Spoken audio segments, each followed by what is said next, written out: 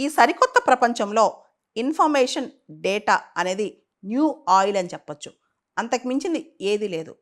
అయితే రీసెంట్‌గా Ireland data protection commission, ఐర్లాండ్‌లో ఈ డేటా ప్రొటెక్షన్ సంబంధించిన కమిషన్ టిక్‌టాక్ మీద భారీ ఫైన్ ఏసింది.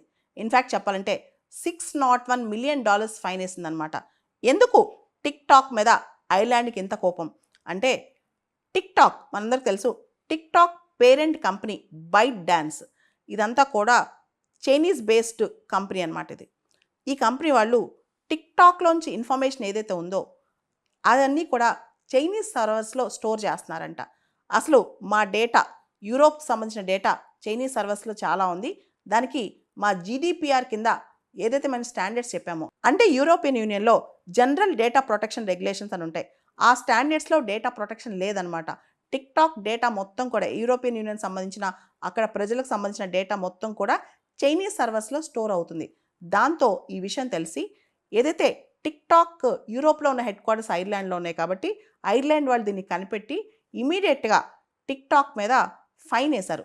$601 మిలియన్ ఫైన్ ఏశారనమాట. అంటే యూరోస్‌లో చెప్పాలంటే 530 మిలియన్ యూరోస్.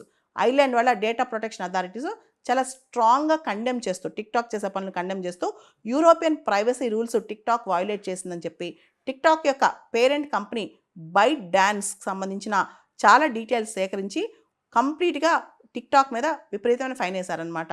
మనం చూస్తే ఐర్లాండ్‌లో చాలా హెడ్ క్వార్టర్స్ ఉంటాయి. అమెజాన్, గూగుల్, మెటా, ఎక్స్ చాలా యూరోప్‌కి చెందిన హెడ్ క్వార్టర్స్. అంటే యూరోప్‌లో ఎక్కడైనా పెట్టాలంటే డబ్లిన్‌లో పెడతారు. ఐర్లాండ్‌లో పెడతారనమాట.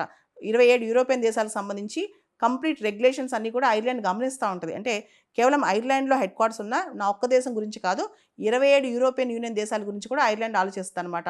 ఇక్కడ ఐర్లాండ్ డేటా ప్రొటెక్షన్ కమిషన్ వాళ్ళు ఈ టిక్‌టాక్ యాప్ దాదాపు ప్రపంచవ్యాప్తంగా 1.5 బిలియన్ పీపుల్ వాడతారంట. ఈ టిక్‌టాక్ యాప్ అనేది European unions general data protection regulations కంప్లీట్‌గా వయోలేట్ చేసిందని చెప్పి ఐర్లాండ్ డేటా ప్రొటెక్షన్ అథారిటీస్ వాళ్ళు ఇప్పుడు ఎలిగేషన్స్ వేస్తున్నారనమాట టిక్‌టాక్ పైన. మనందరికీ తెలుసు ఆల్రెడీ ఇండియా 4 సంవత్సరాల క్రితమే టిక్‌టాక్‌ని భారతదేశంలో బ్యాన్ చేశారనమాట.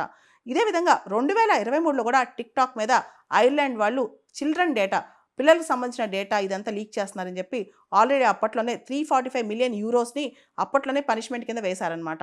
అదేవిధంగా చైనా బేస్డ్ కంపెనీ హువావే, మనకు తెలుసు టెక్నాలజీ కంపెనీ అది. 5G రోల్అవుట్ చేసింది. ఇప్పుడు 6G కూడా రోల్అవుట్ చేయబోతుంది. చాలా దేశాలు, అది యూకే కావచ్చు, స్పెయిన్ కావచ్చు, చాలా దేశాలు హువావేని నమ్మలేదు.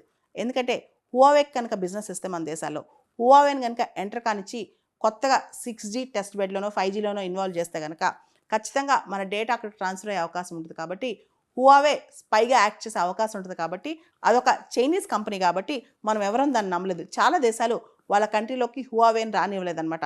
చైనీస్ బేస్డ్ యాప్స్ కానీ, చైనీస్ బేస్డ్ కంపెనీస్ కానీ వీటిని ఒకంత పించ్ ఆఫ్ సాల్ట్‌తోనే గమనిస్తున్నాయి ప్రపంచ దేశాలు.